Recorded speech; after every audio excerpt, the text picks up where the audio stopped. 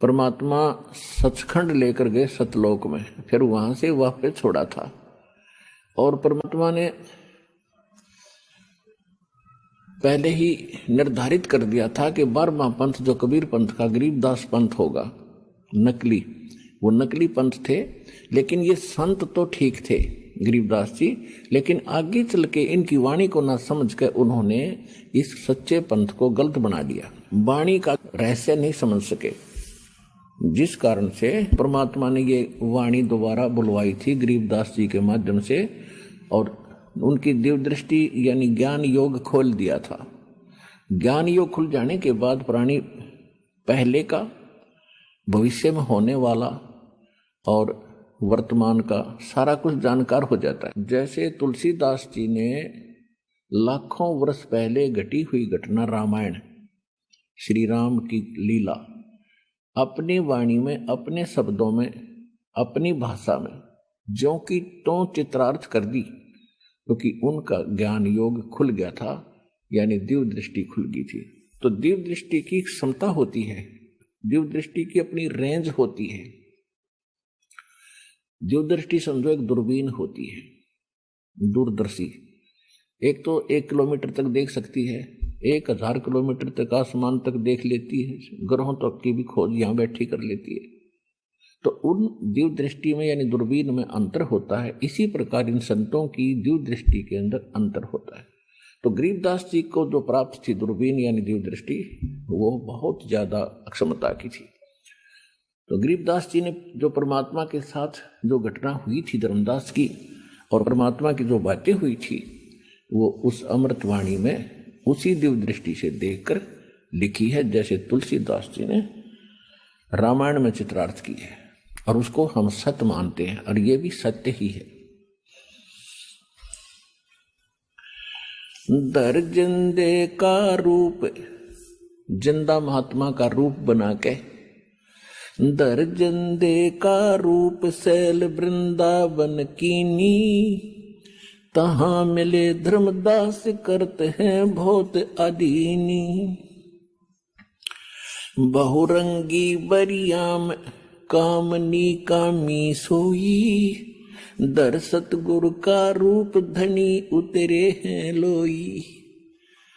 अब धर्मदास जी तो उस समय नहीं समझ रहा था, अब तो बाद में पता लगा उनको। अब गरीबदास जी जो यथार्थ बता रहे हैं कि एक जिंदा महात्मा का रूप बनाकर परमात्मा वृंदावन मथुरा में गए, और वहां धर्मदास जी मिले, और धर्मदास जी से परमात्मा बहुत आधीनी के साथ बातें करते हैं। और धर्मदास भी एक विनम्र आत्मा थे।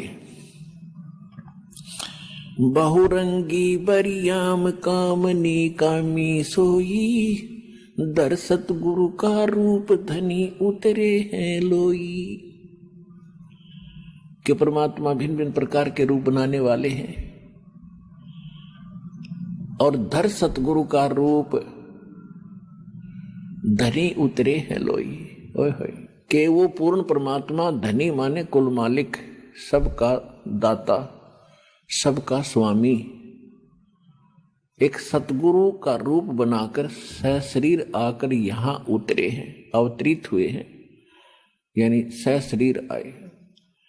परम उजागर ज्ञान बहुरंगी बाना, तहां मिले धर्मदास आचार विचार दीवाना।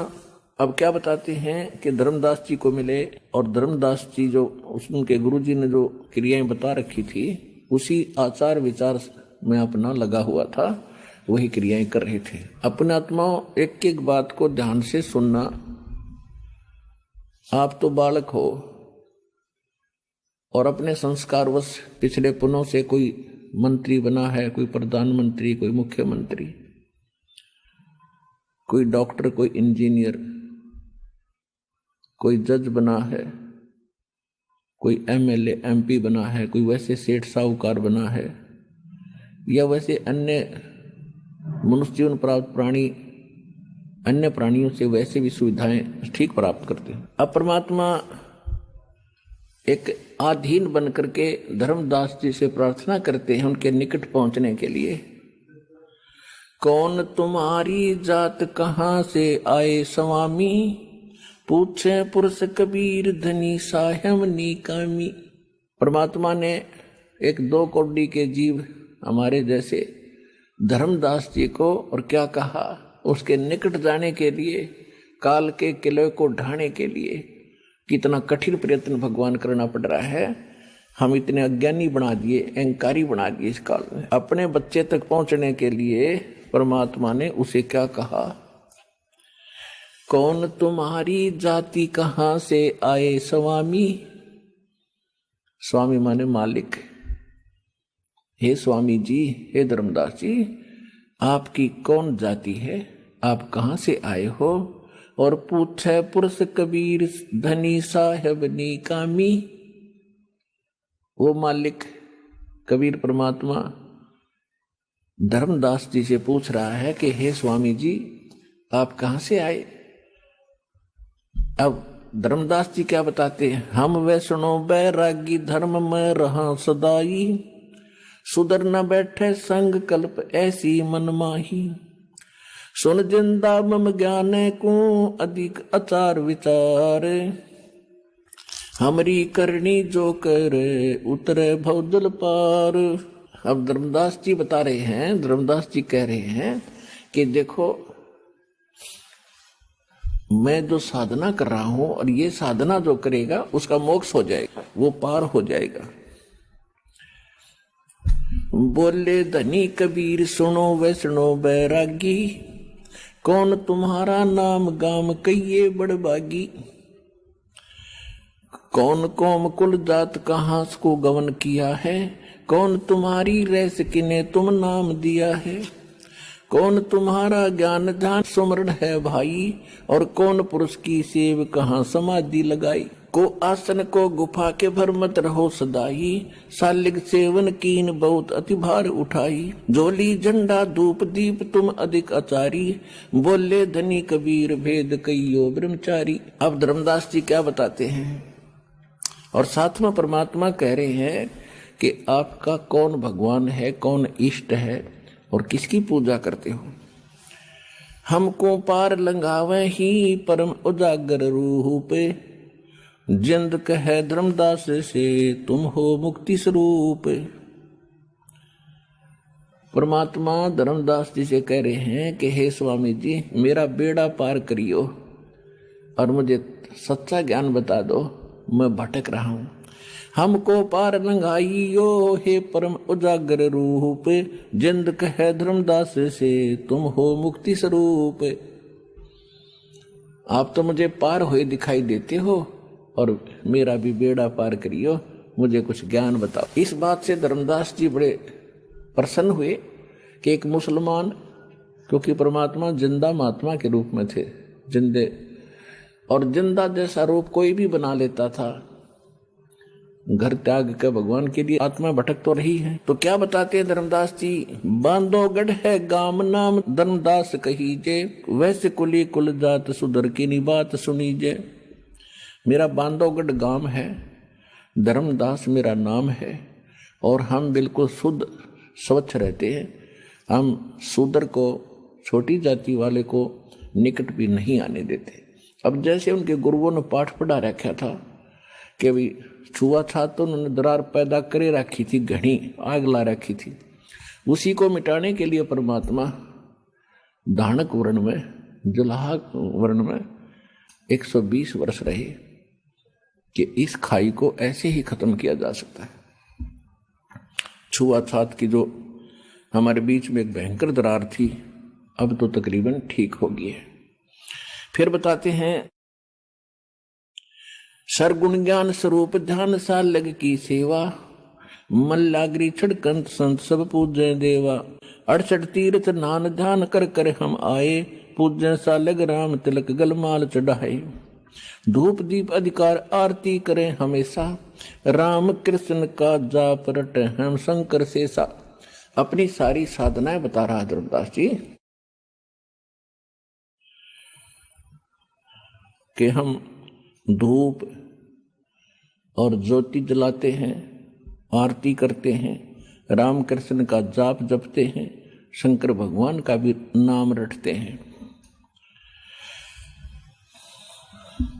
और फिर लास्ट में क्या बताना चाहता धर्मदास जी, नेम धर्म से नेह स्नेह दुनिया से नाही, आरूढ़ बैराग और की मानो नाही। पहले फैसला कर दिया, काल बोला उसमें कि हम ये साधना करते हैं, मैं वैष्णव परंपरा से जुड़ा हुआ हूँ और मैं पक्का अपने इष्ट पर, अपने गुरु के ज्ञान पर इतना आरूढ़ हूँ कि मैं किसी की ना मानूं, चाहे मुझे कोई बताइयो।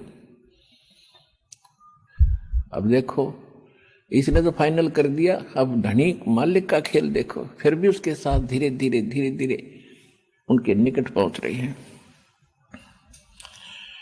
नेम धर्म से नेह स्नेह दुनिया से नाही, आरूढ़ बैराग और की मानो नाही। मतलब दृढ़ हूं अपने जो मुझे प्राप्त है ज्ञान, किसी और की मैं नहीं मानूंगा। सुन जंदे मम धर्म को वैष्णो रूप हमारे, 68 तीर्थ हम किए मन पालिया सृजनहार। जो किसी बोल लाग रही हमारा, जो का मन तो भगवान पा लिया सृजनहार। परमात्मा सोच रहे सृजनहार तेरे सामने बैठा, और जिनको तू सृजनहार मान रहा श्री राम और कृष्ण को, इसकी स्थिति तुझे बताई दी थी परमात्मा ने। अब परमात्मा क्या कहते हैं, बोले जंद बैन कहाँ से सालग आए, और को 68 का दाम मुझे तत्काल बताए। राम कृष्ण कहाँ रहे नगर वो कौन कहावे, ये जड़वंत है देवता से क्यों घंट बजावे।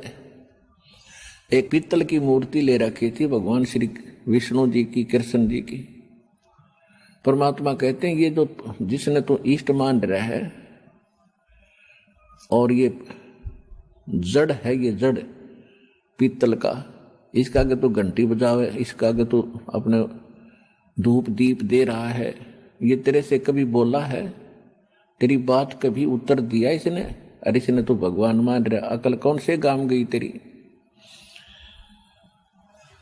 राम कृष्ण कहाँ रह नगर वो कौन कहावे, और ये जड़वंत है देवता से क्यों घंट बजावे। यदि एक बात बता धर्मदास जी, आप मूर्ति पूजा पर इतने आरूढ़ हो गए हो, एक कोई वैद है और वो वैद कहीं रहता है, उस वैद की मूर्ति बनाकर रख ली और उससे तू प्रश्न उत्तरी कर रहा है, मुझे बुखार हो गया वैद जी, हे दया करियो वैद जी, दवाई दियो वैद जी, रोग दूर करना वैद जी। क्या वो पत्थर की मूर्ति वाला वैद तेरे रोग का नाश कर देगा? कोई दवाई औषधि बता देगा? अब उत्तर तो हमारे पास था ही नहीं, क्योंकि हम सुने सुनाए ज्ञान पर लग रहे थे। वो तुम्हारे राम कृष्ण कहाँ हैं? परमात्मा ने पूछा कि वो तो स्वर्ग में है। फिर यू पत्थर कैसे सुनेगा? कहते तो नागर रोज आके वो कितने मिल जाए तुझे पत्थर का कर मत, इसमें कोई इंटरनेट ला रखा तुमने। तो ऐसी अकल मार रखी थी हमारी, परमात्मा ने कैसे जड़ निकाली सज्ञान की। सुने गुने नहीं बात धात पत्थर के स्वामी, ये तेरी ना बात सुने और ना इसका उत्तर दे, ये पत्थर के तेरे स्वामी। सुने गुने नहीं बात धात पत्थर के स्वामी, और कहाँ भर में धर्मदास चीनो निज पद निकामी। बोलत घट घट पूर्ण ब्रह्म धर्म आदो नहीं जाना, और चिदानंद को चीन डार पत्थर पाषाणा। उस भगवान को समझ जिसने राम कृष्ण को भी उत्पन्न किया, इनके पिता को भी उत्पन्न किया, जो सर्वशक्तिमान है, उस सच्चिदानंद भगवान को जान, उसको पहचान। इन पत्थरों ने पटक दे ठाके। राम कृष्ण को टोंगे ये वो धनी एक का एक, जिंद कहे धर्मदास से तुम बूझो ज्ञान विवेक। तेरे राम कृष्ण ने करोड़ों मर लिए और वो परमात्मा एक का एक है, उसके बारे में जानकारी प्राप्त करो किसी से। बुझो ज्ञान विवेक एक निज निश्चय आनम, दूजा दो जग जात कहाँ पूजय पाषाणम। जठराग्नि से राख्या साख सुनो धर्मदासा, तज पत्थर पाषाण छोड़िया बुद्धि आशा। अनंत कोट ब्रह्मांड रच सब तज रहे नियारे, जिंद कहे धर्मदास सूहू जाका करो विचार। जाका करो विचार सकल जन सृष्टि रचाई। वार पार नहीं कोई बोलता सब गटमाही। बोलत है धर्मदास सुनो जिंदा मम बानी।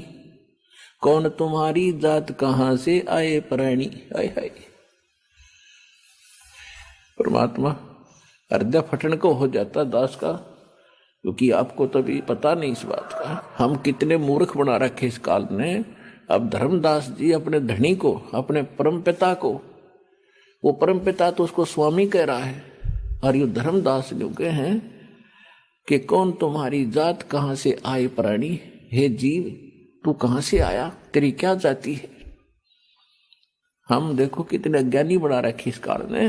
हम अपने पिता को कैसे संबोधित कर रहे हैं, उसको तो जीव कह रहे हैं और वो हमें स्वामी कह रहा है। अब कितना अज्ञान से भरा हुआ था। उस पत्थर की मूर्ति को धर्मदास जी क्या कहते हैं, परमेश्वर परवान पत्थर ना कहिए जिंदा। कि ये जो मूर्ति में ले रखी है ना, इसने पत्थर मत कहे, ये परमेश्वर है।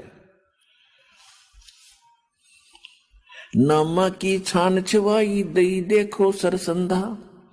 सरगुण सेवा सारे है निर्गुण सी नहीं ने है। सुन जिंदा जगदीश को हम दीक्षा क्या दे।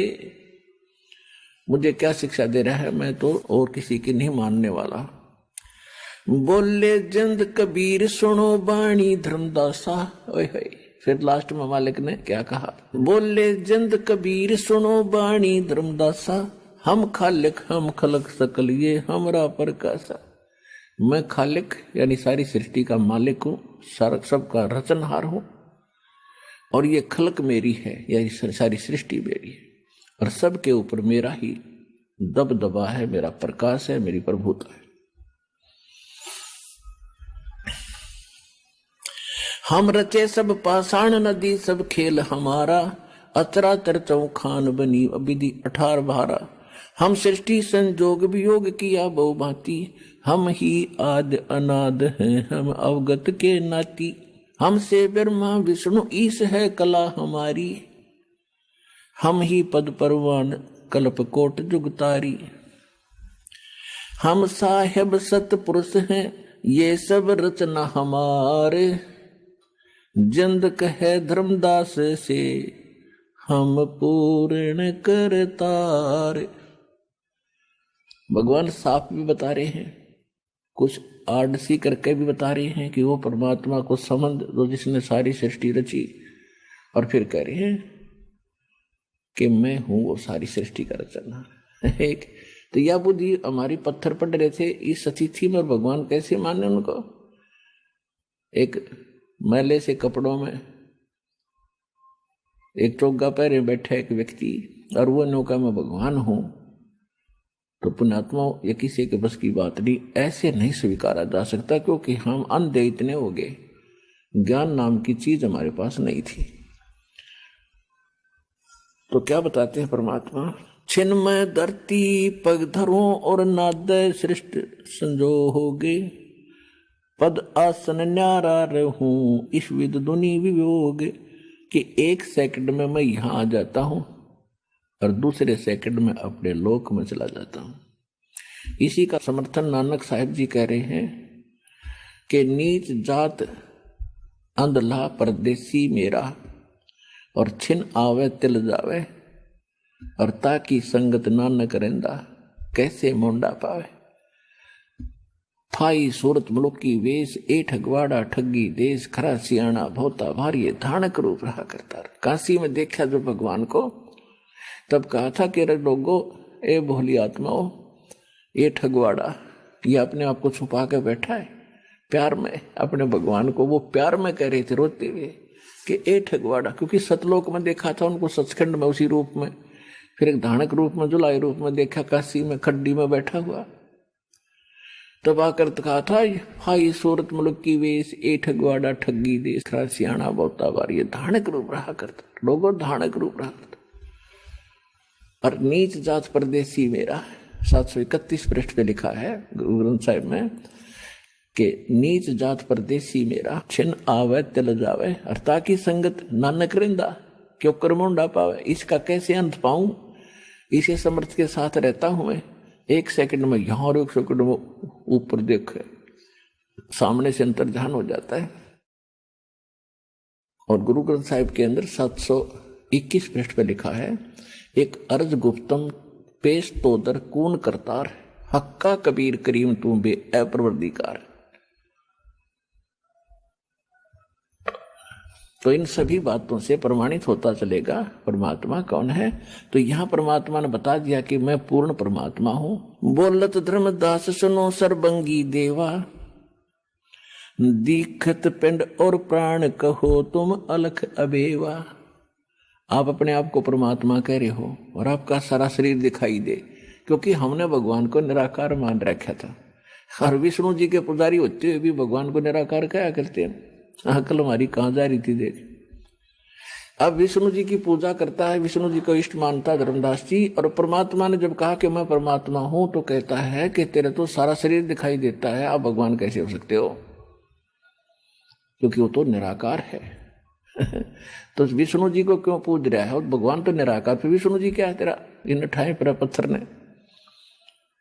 तो ये बात ही समझ में आओगी पुण्यात्मा। नाद बिंद की दे शरीर है प्राण तुम्हारे, तुम बोलो तो बड़ बात नहीं आवत दिल मारे। कि आपका शरीर दिख है हमारे जैसा है, और आपके सारा कुछ है, शरीर है, और तुम बड़ी बड़ी बात कर, मुझे ये विश्वास नहीं हो रहा तेरी बातों का। खान पान स्थान देह में बोलत दिसम, कैसे अलख स्वरूप भेद कइयो जगदीशम। कैसे रचे चंद और सूर नदी गिरविर पासाना, कैसे पानी पौन धरणी पृथ्वी असमाना। कैसे सृष्टि संजोग विजोग करी किस बाती, कौन कला करतार कौन विद अवगत नाती। कैसे घट घट रम रहे और किस विद रहो नियारे,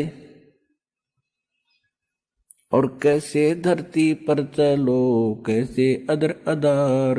तो धर्मदास जी ने पूछा कि आप किस प्रकार तो घट घट में बोल रहे हो,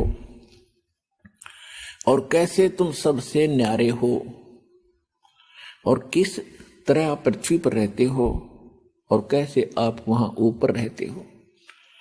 तो परमात्मा उदाहरण देते हैं कि जैसे ये सारे ब्रह्मांड मेरे रचे हुए हैं। अब जैसे साइंटिस्ट ने, वैज्ञानिक ने, इंजीनियर ने एक विमान बना दिया, रॉकेट बना दिया, और उसके अंदर सारा मैटर फीड कर दिया और उसको स्टार्ट कर दिया, उसके अंदर जो भर रखा है डायरेक्शंस, वो उसके आधार से उसी स्पीड पर चल पड़ा। अब उसके अंदर वैज्ञानिक बैठा है या कोई व्यक्ति बैठा है, बनाने वाला बैठा है या अन्य यात्री भी बैठे हैं, चालक बैठा है, तो चालक को जरूरी नहीं कि फिर उसके स्टीयरिंग पर बैठा रहे। वो पिछली सीट पर बैठो, चाहे उस विमान में घूमो फिरो, किसी सीट पर लेट जाओ, उसने निर्धारित समय से वहां पहुंचना है। जैसे 3-3, 4-4 वर्ष लग जाते हैं मंगल ग्रह पर जाने के लिए, तो यहां से उसमें फीड कर दिया जाता है, वो अपने आप चल रहा है, अपने आप ऑटोमेटिक उसके इंजन जिसका स्टार्ट होना वो स्टार्ट हो जाता है, बाकी वो अपनी निर्धारित दिशा पर चल रहा होता है। तो ऐसे परमात्मा ने बताया कि सारी सृष्टि मैंने ऐसे रच के, अब इसमें मैं कहीं घूमूं फिरूं, ये अपने हिसाब से चलेगी, जब तक मैंने इसमें चाबी भर रखी है तब तक ये ऐसे चलेगी। परमात्मा बताते हैं, गगन सोन में हम रहे व्यापक सब ही ठोर, हृदय रैन हमारे है फूल पान फल मोर। जिंद कहे धर्मदास सुनो सतगुर की बाणी, हम ही संत सुजान हम ही हैं सारंग पाणी।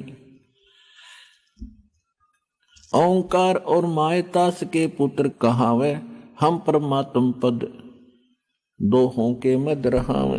हम उतरे तुम काज सोन से किया पियाना, शब्द रूप दे धर समझ बाणी सुर ज्ञाना।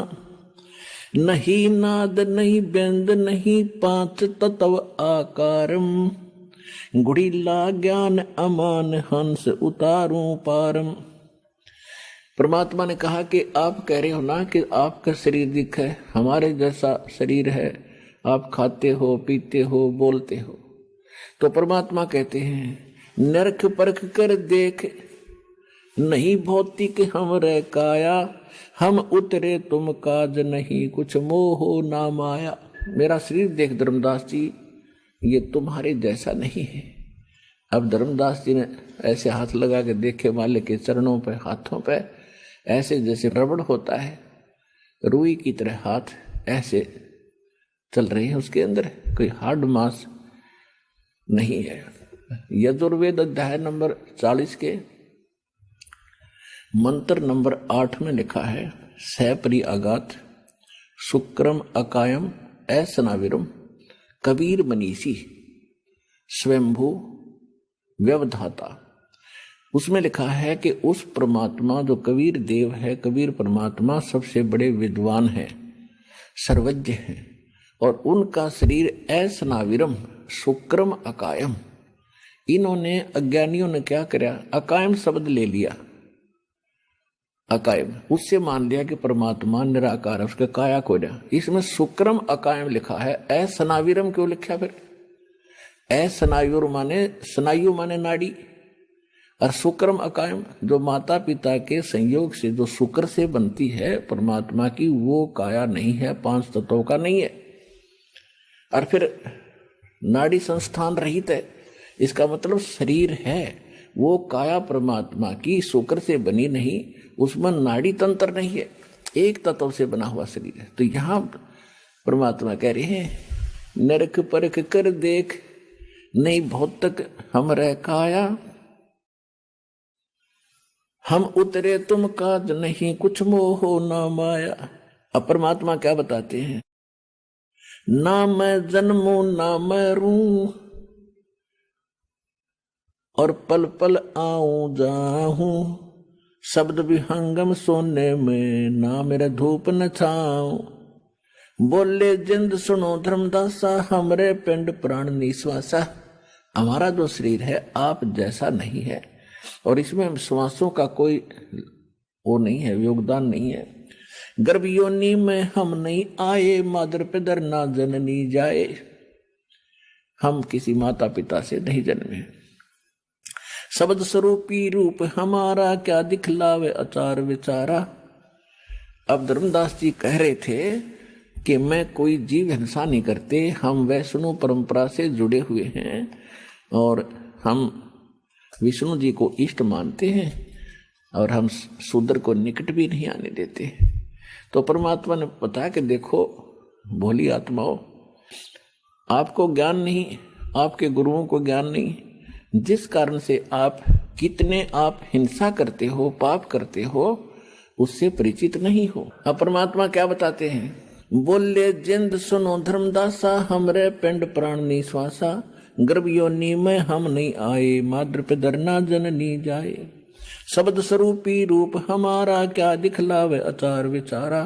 फिर क्या बताते हैं, सत्य ब्राह्मण की है हत्या, जो चौका तुम देव नेता। ब्राह्मण से हत्या जो होई, जल स्नान करत हो सोई। अब आप मानते हो धर्मदास जी कि जो व्यक्ति जीव हिंसा करते हैं, यानी क्योंकि धर्मदास जी सामने बैठे भगवान को एक मुसलमान संत की वेशभूषा में होने के कारण उनको मुसलमान मान रहे थे, और टोंट कस रहे थे कि हम जो साधना कर रहे हैं ये श्रेष्ठ है, हमारे भगवान विष्णु सबसे श्रेष्ठ है, और हम कोई पाप नहीं करते। डायरेक्ट कहानी इनडायरेक्ट कह दिया कि मुसलमान तो पाप करते हैं, बकरे काटते हैं, मांस खाते। अपरमात्मा उनको फिर अंतर्यामी थे, यू कहना के चाव है सारी, फिर उसकी हिंदी करी अच्छी तरह कि सत्य ब्राह्मण की है हत्या, जो चौका तुम देवो नेता। ब्राह्मण से हत्या जो होई, जल स्नान करत हो सोई।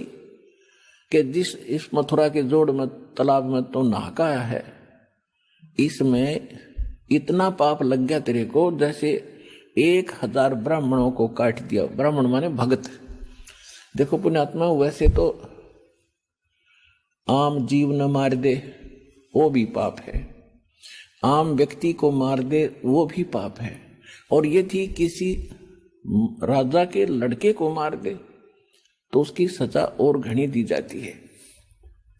ब्राह्मण का अर्थ होता भक्त, जो भक्त होते हैं वो परमात्मा के बच्चे हो चुके। वैसे तो बच्चे सारे ही हैं उस मालिक के, लेकिन परमात्मा उनके निकट घना होता है, वो सच्चा भगवान जो उसकी शरण में आ गए हैं।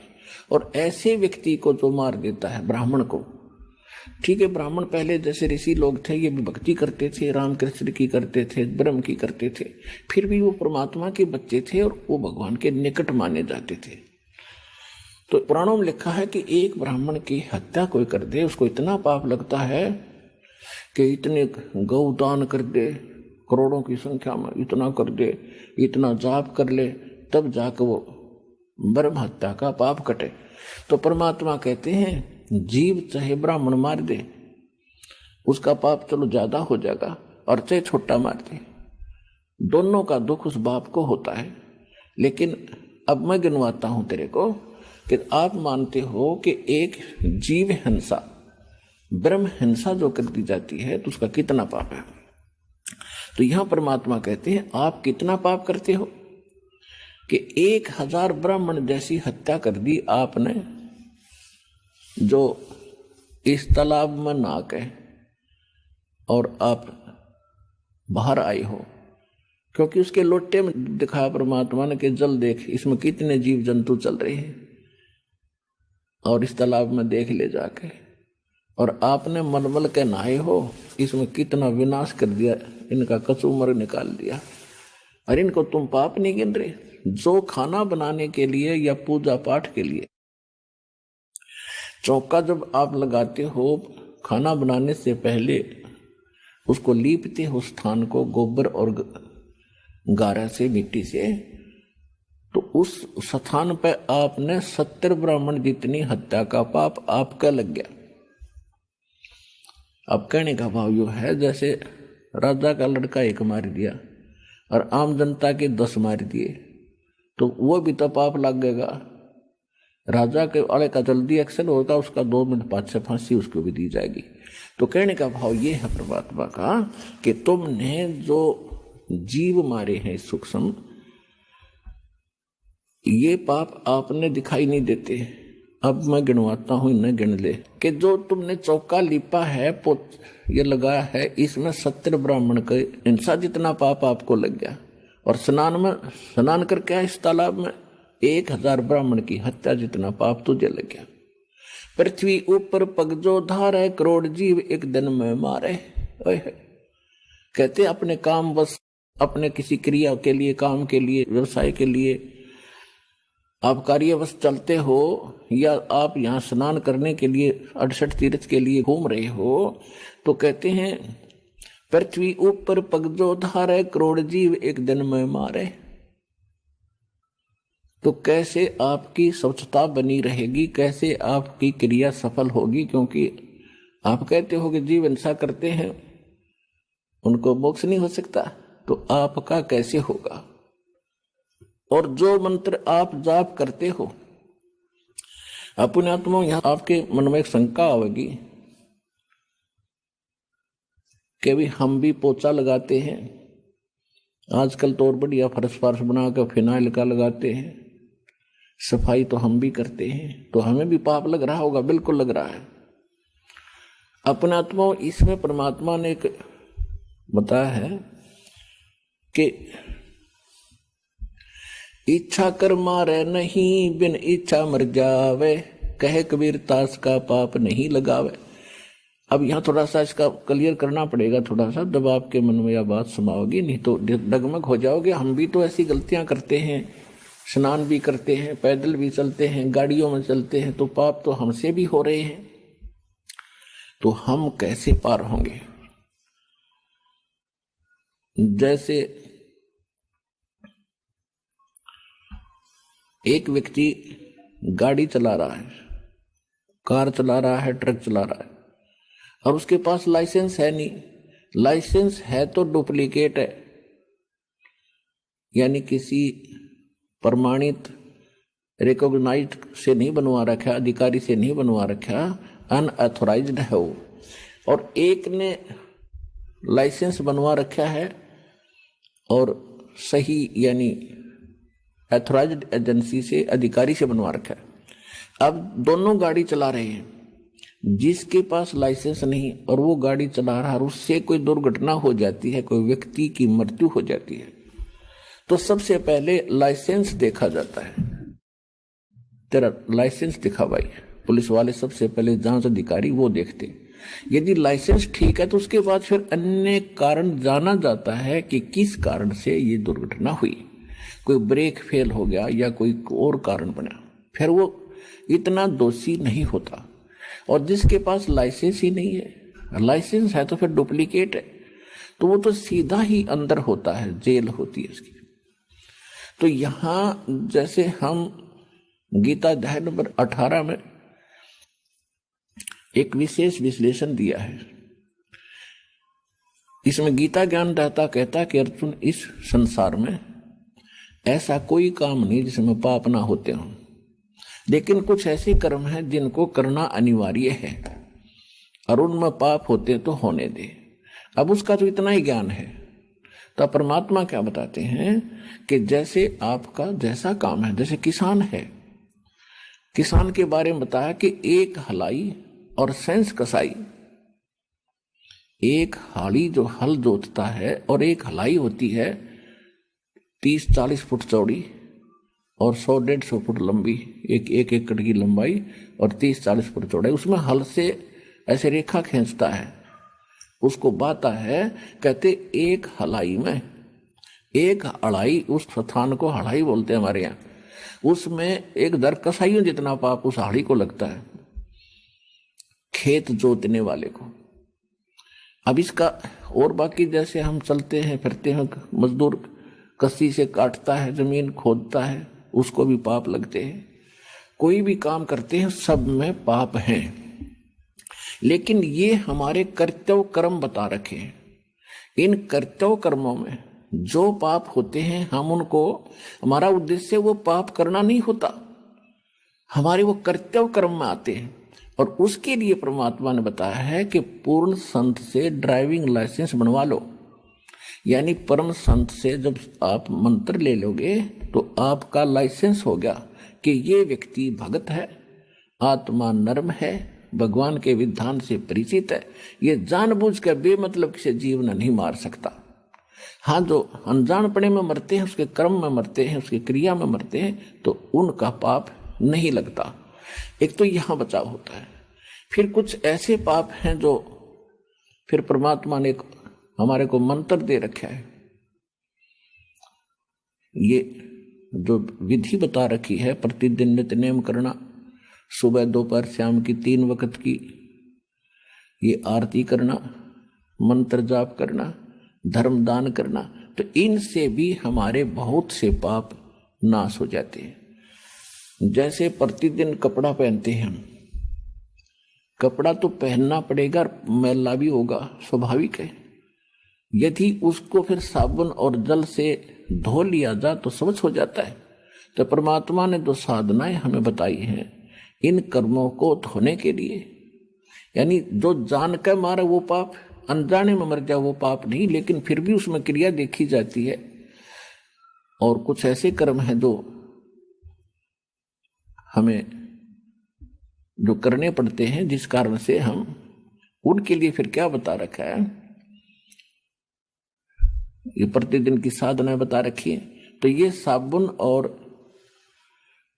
भरोसा दिलाया नहीं, जीता जाता है। और मेरा भरोसा सिर्फ टाटा नमक। देश के 100 नमक के लैब टेस्ट में पाया गया है कि सिर्फ टाटा नमक में है सबसे ज्यादा शुद्धता। इसलिए तो नमक हो टाटा का, टाटा नमक। हमारा जल है, तो रोजाना हम अपने साधना करते हैं, इससे भी वो पाप नाश हो जाते हैं। जैसे कपड़ा डेली मैला होता है, उनको रोजाना साफ कर दिया जाता है। तो इस प्रकार बचाव होता है। और परमात्मा ने बताया कि आप जी जो साधना कर रहे हो, ये उस मूल को त्याग कर, शास्त्र विधि को त्याग कर, गीता अध्याय नंबर 16 के श्लोक नंबर 23-24 में कहा कि शास्त्र विधि को त्याग कर जो मनमाना आचरण करते हैं उनको न सुख होता है, न उनकी गति होती है, और न ही उनको कोई सिद्धि प्राप्त होती है। यूजलेस, व्यर्थ है। तो शास्त्र अनुकूल साधना कौन सी है कि एक परमात्मा की भक्ति इष्ट रूप में करे, जैसे गीता अध्याय नंबर 18 के श्लोक नंबर 62 में कहा कि अर्जुन तू सर्वभाव से उस परमेश्वर की शरण में जा, उसकी कृपा से तो परम शांति को और सनातन परम धाम को प्राप्त होगा। गीता अध्याय नंबर 15 के श्लोक नंबर 1 से 4 में बताया है, तत्वदर्शी संत की पहचान बताई है। और चौथे श्लोक में कहा है कि तत्वदर्शी संत की प्राप्ति के उपरांत परमेश्वर के उस परम पद की खोज करनी चाहिए, जहां जाने के बाद साधक फिर लौटकर कभी वापस नहीं आते, और केवल उस परमात्मा की भक्ति करे और की नहीं। और गीता अध्याय नंबर 3 के श्लोक नंबर 10 से लेकर 15 में स्पष्ट बताया है कि उस पूर्ण परमात्मा को, सर्वगतम ब्रह्म को, परम अक्षर ब्रह्म को इष्ट रूप में प्रतिष्ठित करके, यानी उसको तो इष्ट रूप में मानने और फिर अन्य जो साधनाएं करता है उस मूल मालिक को इष्ट मानकर, और फिर जो अन्य साधना करता है वो शास्त्र अनुकूल साधना है। तो आप जो साधना कर रहे हो रामकृष्ण की, जैसे कोई भक्ति रूपी आपने भक्ति करनी है तो कैसे करनी है? गीता अध्याय नंबर 15 के श्लोक नंबर 1 में बताया कि ऊपर को जड़, नीचे को तीनों गुण रूपी शाखा वाला उल्टा लटका हुआ संसार रूपी वृक्ष है। अब ये सारा एक संसार रूपी वृक्ष समझो, तो ऊपर जड़ तो पूर्ण परमात्मा है, तना उसमें अक्षर पुरुष है, उससे एक मोटी डार निकली वो सर पुरुष है, फिर 3 शाखाएं उसकी हैं, वो ब्रह्मा विष्णु महेश, और आगे हम 5 रूप संसार। जैसे कोई पौधा लाता आम का नर्सरी से और उसको जमीन में गाड़ दिया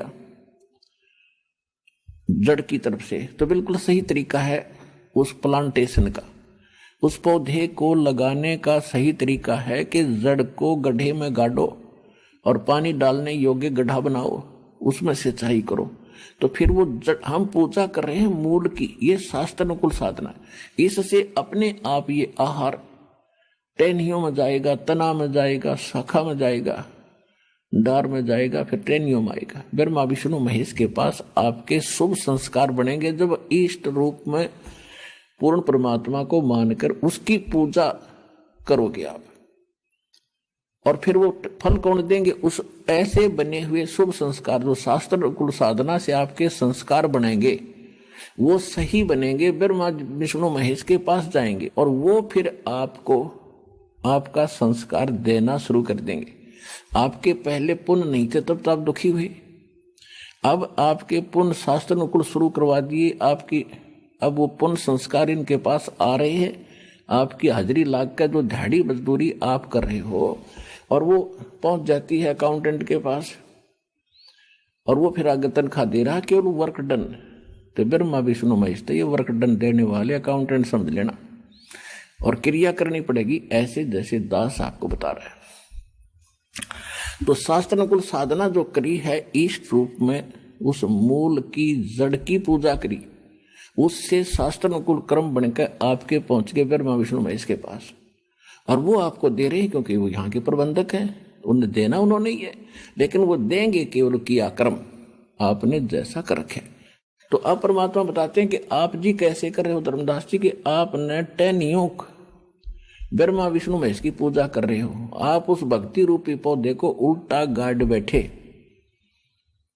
आपने शाखाएं तक गड्ढे में गाड़ रखी है, इनकी पूजा शुरू कर दी, मूल छोड़ दिया, वो सूखेगा पौधा तुम्हारा। तो आपका शास्त्र अनुकूल साधना नहीं है, आपके तो पाप इकट्ठे हो रहे, पुण्य कोई नहीं बन रहा। फिर क्या बताते हैं? पृथ्वी ऊपर पगदो धारे, करोड़ जीव एक दिन में मारे, करे आरती संजम सेवा, ये अपराध न उतरे देवा।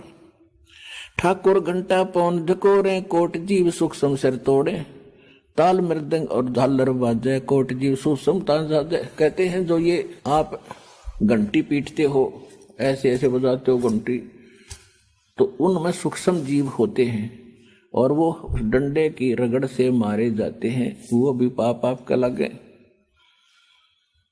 फिर कहते खान पान में दमन प्राणी, कैसे पाओ मुक्त निशानी। आप खाना खाते इसमें भी जीव मरे, पकाते उसमें भी मरे, पोचा लाओ उसमें मरे, तो आप यही मान बैठे कि मैं कोई पाप नहीं करता। क्या पाप नहीं करता? क्या एक बकरा नहीं मारा तो बाकी पाप नहीं है? यानी बकरा मारना तो महापाप है ही है, वो भी पाप है, लेकिन ये भी पाप है और वो भी पाप है। परमात्मा का कहने का ये उद्देश्य है कि पाप तो तुम्हें पता ही नहीं है, आप सामने दिख रहा उसको पाप मान रहे हो और आप कर रहे हो डेली, इसको पाप नहीं मान रहे हो। तो परमात्मा के चाहे छोटे जीव न मार दे और चाहे बड़े ने, राजा के चाहे छोटे बेटे को मारो चाहे बड़े को, वो तो दे ही तोड़ेगा, दोनों का एक जैसा सजा आपको देगा। तो इसी प्रकार परमात्मा क्या बताते हैं, झाड़ी लंगी करत हमेशा सूक्ष्म जीव होत है नेसा, खान पान में दमन प्राणी कैसे पावो मुक्ति निशानी, कोट जीव जल अचमन प्राणी या मैं संख शुभ नहीं जानी, कहो कैसे विद करो अचारम त्रिलोकी का तुम सिर भारम। तुम क्या ये कर रहा क्रियाएं, तेरे ऊपर तो 3 लोक का भार दरिया भाई। कहो कैसे विद करो अचारम त्रिलोकी का तुम सिर भारम, तुम्हारे सिर पर तो 3 लोक का पाप धरा जा रहा है बेटा रोजाना, और कर रहे क्रिया गलत सारी। आप गीता पढ़ते हो, गीता में कहीं व्रत करने को लिखा है, मना किया है। छठे अध्याय के 16वें श्लोक में कि अर्जुन ये योग यानी साधना भक्ति न तो ज्यादा खाना खाने वाले की और ना बिल्कुल न खाने वाले की, यानी व्रत रखने वाले की, ना ज्यादा सोने वाले की ना ज्यादा जागने वाले की, ये कभी सफल नहीं होती। यानी व्रत को मना किया है। और तुम व्रत कर एकादशी का, धर्मदास जी एकादशी की व्रत की चौड़ दिखावे थे, एकादशी का व्रत करता हूं, फलाने ने किया धकड़े ने किया, कोई बात है। और परमात्मा कहते हैं ऐसा ज्ञान सुनावे हूं ना कहीं भ्रमण जावे, गरीब दास जिंदा कहे धर्मदास उर्भाव। परमात्मा कहते हैं यदि तेरे हृदय में कुछ थोड़ी बहुत मेरे प्रति इस ज्ञान के प्रति लगन लगी हो तो मुझे बता, तुझे ऐसा ज्ञान बता दूंगा कि तेरे धक्के खाने की आवश्यकता नहीं। अपना बैठ के नाम दूंगा, घर पर भक्ति करना और विधि बताऊंगा दान धर्म की। अगर तेरे दिल में कुछ जगह हो तो बता। परमात्मा ने बहुत कुछ समझाया, कुछ उसने समझा। फिर कहते तीर्थ बाट चले जो प्राणी सो तो जन्म जन्म उड़ जानी, जा तीर्थ पर कर है दानम आवत जात जीव मरो और बनम। होय होय पर भी लेन जाते है दुनिया, हमरा ज्ञान किने ना सुनिया। अब क्या बताते हैं परमात्मा कि तीर्थ बाट चले जो प्राणी, तीर्थ के लिए जो यात्रा करने जाते हैं।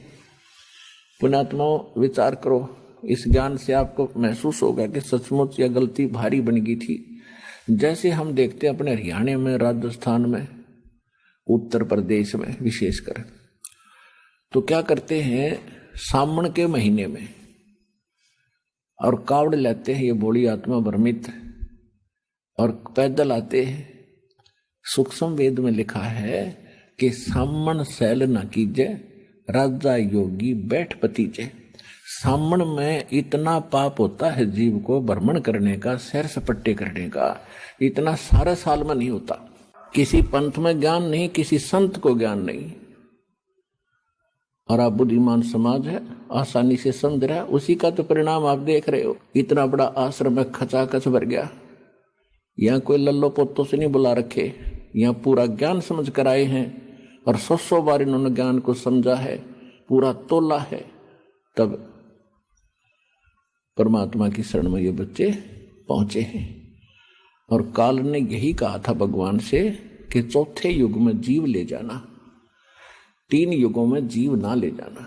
और चौथे युग में जब कलयुग आवे कितने जीव ले जाना, परंतु एक दया करना, आप अपना ज्ञान बताना, आपके ज्ञान को जो स्वीकार करे वो आपका, हमारे ज्ञान में जो फंस रहा है हमारा ज्ञान माने वो हमारा। परमात्मा आप बलपूर्वक ना ले जाना। परमात्मा को तो पता था बलपूर्वक ले जाने का तुक क्या वहां पर, पहले हम वही ना गड्ढा करते और आगे फिर भाग के यहीं पर। तो यहां से सच्चा ज्ञान देकर हृदय में जचा के 101% कि ये लोक खराब है, यहाँ जीवन नरक है और एक ऐसा स्थान है जहां हम ऐसे ही रहेंगे, सारी सुविधा होंगी, कभी दुख नहीं होगा, कभी मृत्यु नहीं, कभी व्रत अवस्था नहीं। और जितने बच्चे आज आपके साथ हैं जाइए भक्ति पर लागे, ये आपका वहां जाकर न्यौ का न्यौ परिवार बन जाएगा और सदा सुखी रहोगे।